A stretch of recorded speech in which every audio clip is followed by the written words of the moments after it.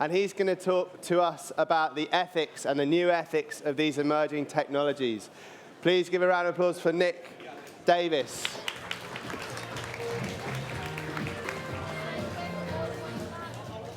Thanks, Mark. G'day, everyone. It's great to be here at Unbound, and I have to say, I'm in a little bit of an ethical dilemma this morning. If you've read the description of this session and you expect all the answers to be definitively given to you in 15 minutes on the stage, I'm afraid I'm going to disappoint you. That's going to make me feel personally bad.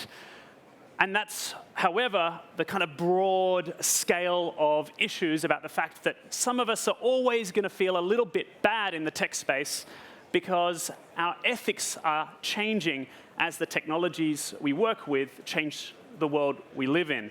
And let me just kind of illustrate that by getting a bit of audience participation to start. Please raise your hand if you've ever stolen a car. Put your hand up if you've ever stolen a car, maybe inadvertently. Okay, yep, a couple of people. Raise your hand if you've ever stolen a handbag. Who's stolen a handbag? Okay, surprisingly fewer people, so cars, the value to risk ratio obviously works better. Who remembers a DVD asking whether you would do these things? Who remembers a DVD asking this, right? Yeah. So in 2004, the Association of America, in conjunction with the Intellectual Property Office of Singapore, decided that the world needed new ethical training about how to deal with a combination of digitized movies and the internet. Because the ability to copy and distribute at scale at almost zero marginal cost was threatening a whole load of powerful intermediaries in the motion picture business. And the answer, of course, as we know, was to produce a public service announcement that was unskippable in every movie that you watched at home. Interestingly, you don't see that or any other kind of warning built in when you go on Netflix, because we've started to shift the business models to bring that in greater alignment with what we think of as ethical behavior. And so today I'm going to answer my question here, do we need a new ethics for new tech? Very simply, and to say, yes, we always need new ethics for new tech, and the DVD example shows that pretty clearly. The question is not whether we need it, it's how we need it. And just in case you're hearing the word ethics and you're getting a bit scared, ethics is, doesn't require a PhD in philosophy, although I know some of you in the audience will have one of those. Ethics is from the Greek word ethos. It really means character. It's about what we think of as good, how we want to live and think of as a good life. It's about our rights and responsibilities. And those apply to us individually, to our family, and what we think should apply to those of us around us. For all of you, given you are highly likely to be influential in organizations large and small, it's also about what you're setting as the ethics of your organization. But let's get a little bit more specific. I used to work in consulting before I joined the World Economic Forum, so let me give a typology of ethical challenges being experienced in tech today. So type 1, all right? Type 1 problems, I think, are typified by Facebook's issues here, but they're also the kind of problems we're seeing in the media around managing hate speech and extremist content online.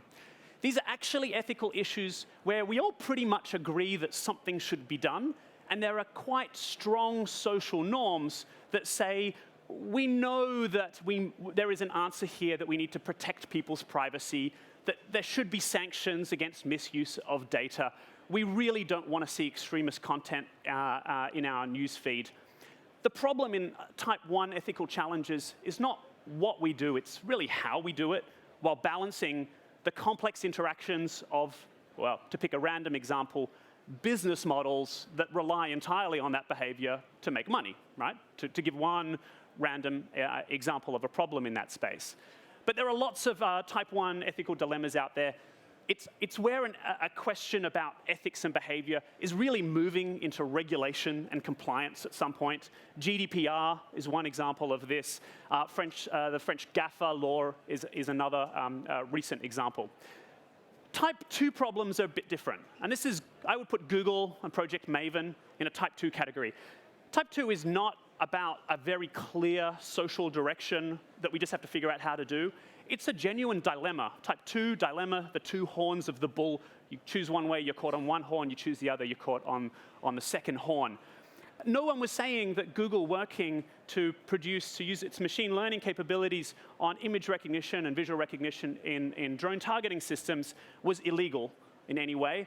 It's just that a large number of Google employees and a very vocal group said that doesn't fit with my set of what the rights and responsibilities of me as a worker or the organization are and should be.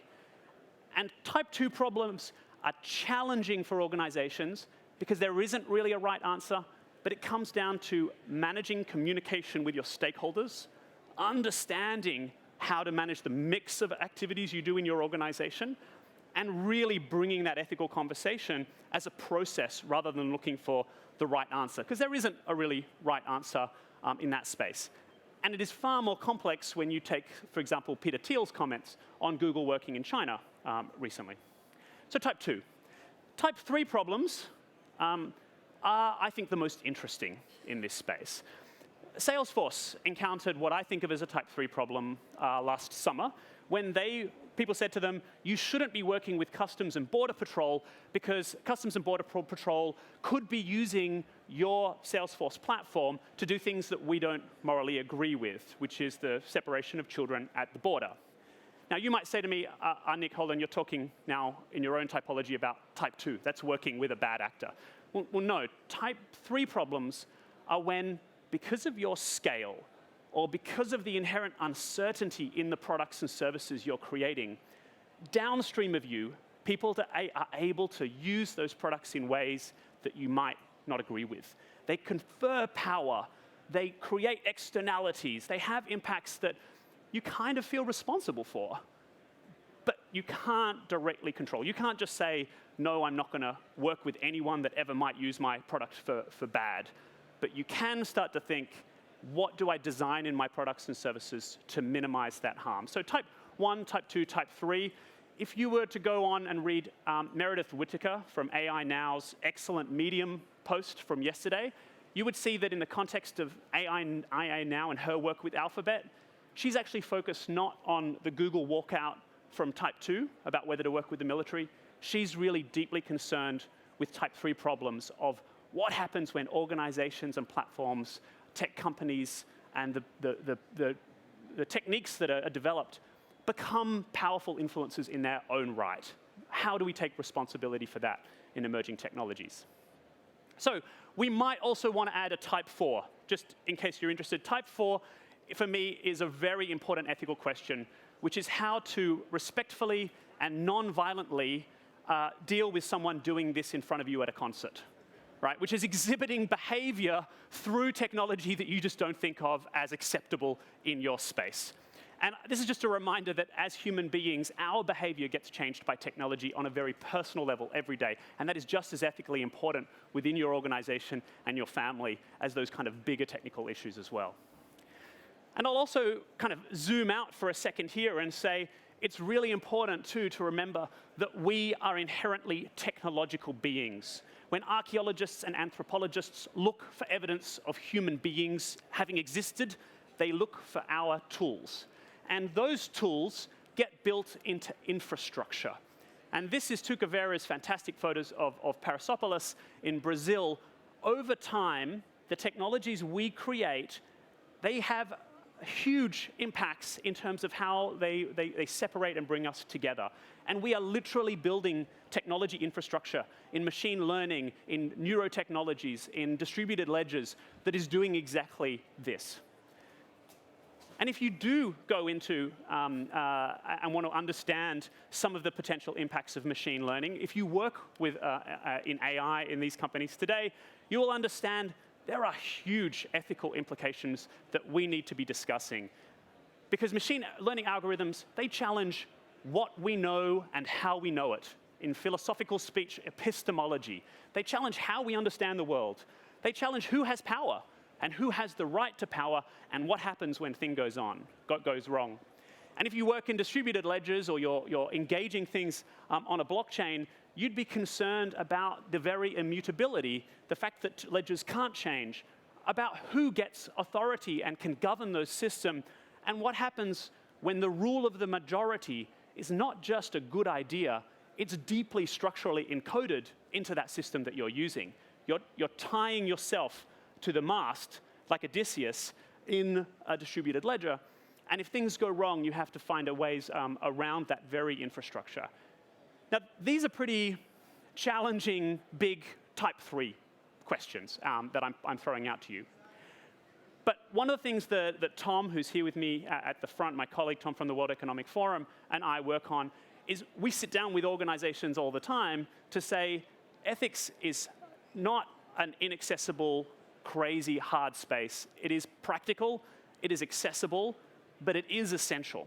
And let me just give you 3 ways that you can start to open up this discussion in your organizations. And I'd love to hear, if you're willing, after this keynote, to have a chat about what you're experiencing in your particular organization or context.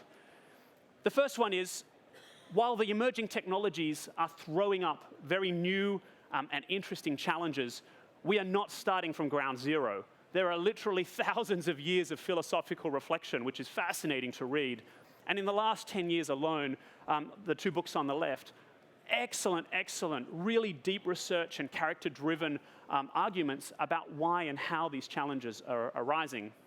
On the right, a really interesting piece of work in the philosophy of technology, very accessible, by Langdon Winner, which looks at how the atomic reactor and the atomic bomb, how nuclear as a technology threatened and changed our reactions and our relationship with the world, and draws that into much bigger pictures around how we can deal with some of these issues as well. So first piece of advice to you guys is, don't start thinking this is the domain of an expert. It's absolutely not. It's our responsibility. And it's not hard to have a really good conversation that is useful about these exact problems. And it can help you decide whether your problem is type 1. It's going to be moving towards compliance. We need some systems to deal with this. It's not a question of whether, it's how. Type 2, we have to have a good conversation and communicate that to our investors and our employees and our users and our stakeholders, because otherwise we're going to come under fire. Or type 3, we need to start building in systems now to offset potential risks and harms further down the line. And that is exactly that third piece about managing and dealing with issues really early on in an organization. This is Hatch, and for transparency, I'm an advisor and an investor. But Hatch is a small Australian startup. They're not here. But the founders, immediately, they said, what if everyone in Australia was using our platform to match graduate jobs and positions in large multinationals? How would that affect public policy? How would that affect discrimination? What would we have to do to exhibit a duty of care at that scale that we wouldn't think of until we got there? And that same conversation Tom and I are having with governments all around the world, with startups and large companies alike. And it's fascinating to see how much willingness there is, not just to have the conversation, to put things in place. And this is my final point, because I mentioned that type 4 problem of sitting behind someone at a concert and feeling that there's something not quite good about the behavior of those around us. Let's be honest, this is all about us and our behavior as well, and our leadership and the way we comport ourselves amongst our friends and family, and particularly in our business. So leadership, as you know, and you know from experience and from other discussions here, it really starts from the champions of those people who are willing to display the behaviors that they want to be displayed throughout their organization. So my final point here is, it's awesome to be living at this stage in the development of emerging technologies. It's incredibly privileged to be here in London at Unbound, to be attending a conference and interacting with other people who are influential today and will be more influential in the next 5 years in creating and deploying these technologies. But ultimately, we're all human, and one of the deep ethical values that almost all of us agree with, based on the research that we've done, is that everyone agrees that leaving the world a better place for the next generation is a really absolutely deep and cross-culturally accepted ethical value. And to do that, we need to take responsibility for creating that infrastructure built into the code, built into our business models, built into the way we work with our investors, our stakeholders, our employees, and leave it so that when these guys, who are my three, inherit the organizations and technology being built by you, the greatest number of people get the greatest number of benefit out of all of that. So with that, I'm looking forward to speaking more, and thank you for taking the time to listen to me today.